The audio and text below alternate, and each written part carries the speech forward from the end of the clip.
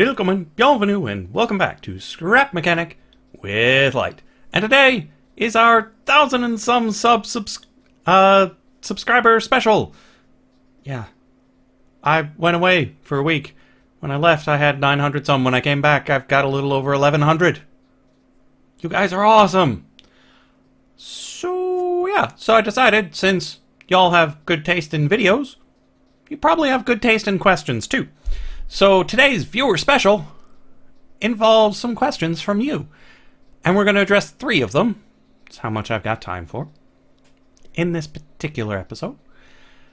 2 of them having to do with this lovely car right here. And 1 of them having to do with suspensions. So let's get right to it. So here's a slightly modified version of my manual or semi-automatic transmission sports car. Vroom vroom. If you don't recall, you push the buttons, and you go. Yay. If you push more buttons, you go faster.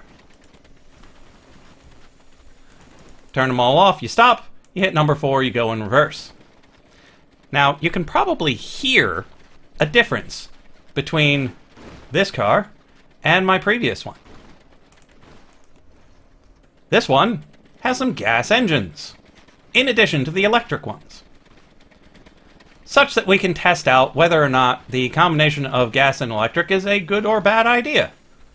Because one of you asked, well, what would happen if you mixed gas with electric? Could you get a faster moving, oh, there we go with the wheel wobble, a faster moving car thanks to the gas, but still get the torque thanks to the electric?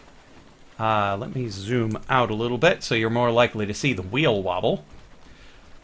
The answer is kind of... I mean, the electric motors are in general faster than the electric, but did you see the wheel wobble? That's the sort of thing that happens when you get if you have insufficient time to compute all the physics, and you get the wheels spinning fast enough, particularly using gas engines, it causes your wheels to defy the laws of physics. Even game physics, it's a little weird for it to be doing that sort of thing. So that's generally what happens when you mix gas and electric. And I don't even have the gas on the highest setting, because with gas on the highest setting, adding much of anything to it causes the wobble. So this car isn't really going any faster than the previous one. And if you look at the drivetrain, I'm not sure if you can really see it while I'm moving here, but that's the second question regarding this sports car. Why didn't I make it rear-wheel drive? Well,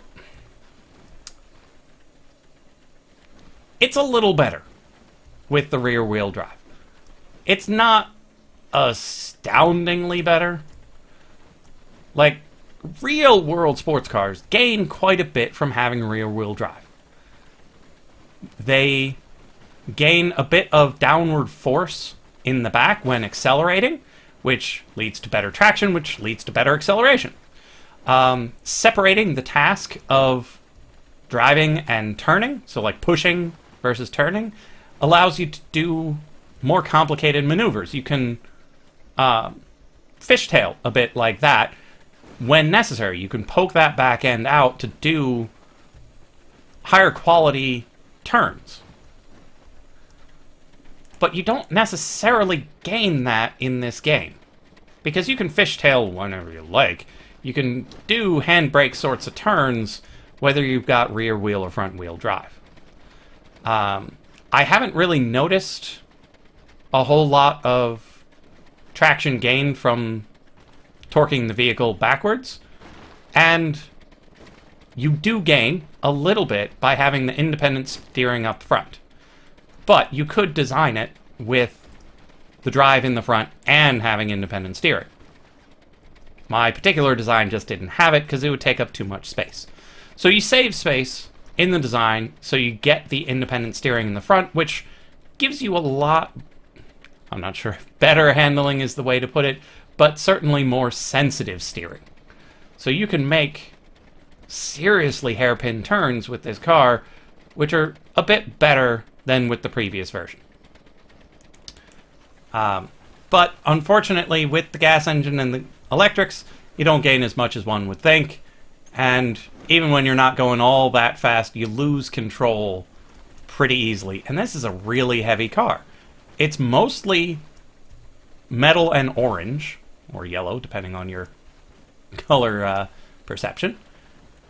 So it's very heavy. It maxes out the suspensions very easily. But even still, at these speeds, it often loses traction. And you end up losing speed because you don't have sufficient push. Oof. So, that's what we've got to say about our semi-automatic transmission car. And about combining gas with electric. It seems like it should be a great idea, best of both worlds. It doesn't seem to come through in this application. I'll do more testing on it later, such that we can get definitive answers on, well, can you just add the torque of the electric to the speed of the gas? Well, that's an episode for another day. Now we're going to switch over to suspensions. And here we are in suspension land. Just a quick review. When you've got one sport suspension, it can hold this much weight. So you've got 3 by 3 by 5 plus 1 metal. That totally maxes it out. That's as much as it can hold. When you put 2 of them in series, that is also how much it can hold, but it increases the energy that it stores so it can release more of it. But the question that was asked was about 2 suspensions in parallel.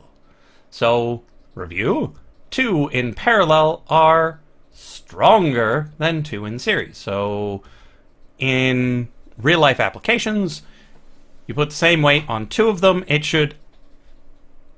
Still haven't done the research to see whether it's linear or quadratic, should either compress them both halfway, which is probably right, or at least a quarter of the way. Even if it's quadratic, it should go a quarter of the way. But in this case, you've got the same weight as over there, and it's compressing it hardly at all. Let's grab something that doesn't show it. So, yes, we've got a compression of about that much. It's not great. It's a little weird. So, how much does it take to compress 2 of them? Well, this is totally compressed with a little bit more than double the weight. Which means we've got a little bit of weirdness going on, but a little more than double the weight totally compresses these 2 springs. But I noticed a weird thing going on, that over here, if you look very closely, they're not compressed the same amount. That's because this one is attached to the platform and this one isn't. So over here, you also have different compressions, which I find weird. So I wanted to know, well, is that a meaningful difference? And the answer, in the end, is... kinda. When they're both detached, so this platform is not attached to the wood that's attached to the suspensions, it's 1 extra metal on each one before it's fully compressed. So there's a difference between the weight acting on a suspension and a weight acting on a thing on a suspension.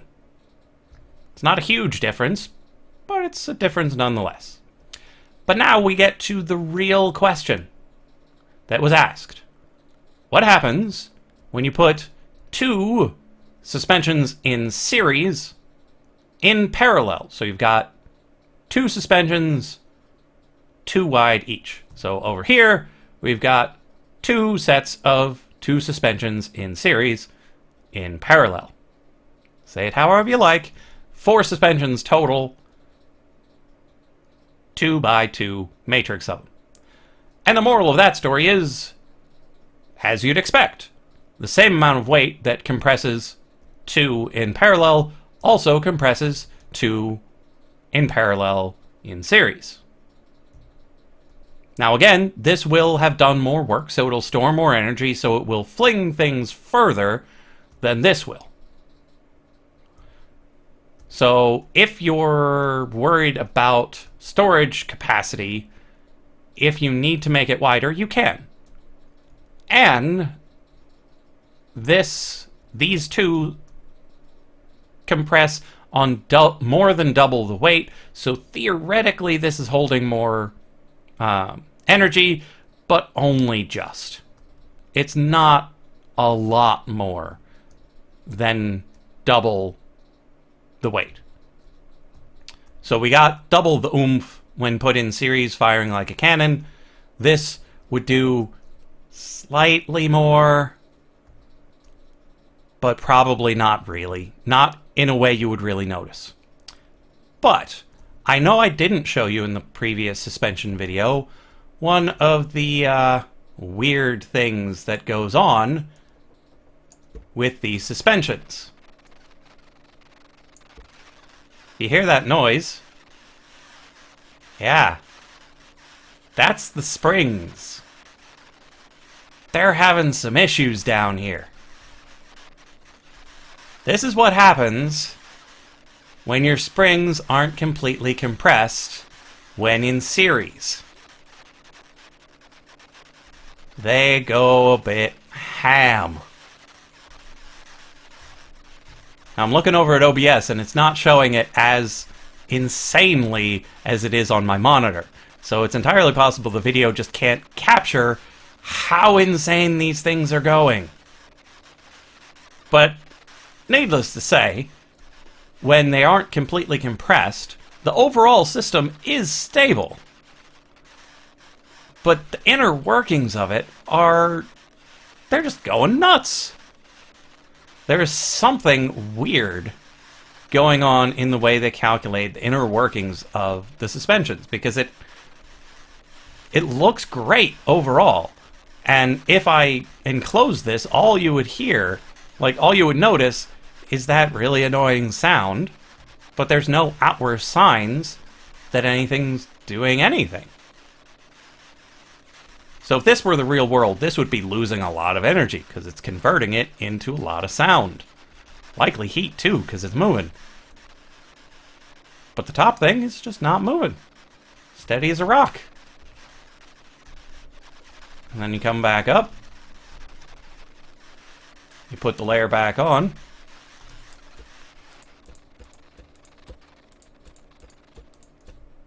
And it quiets back down when it's fully compressed.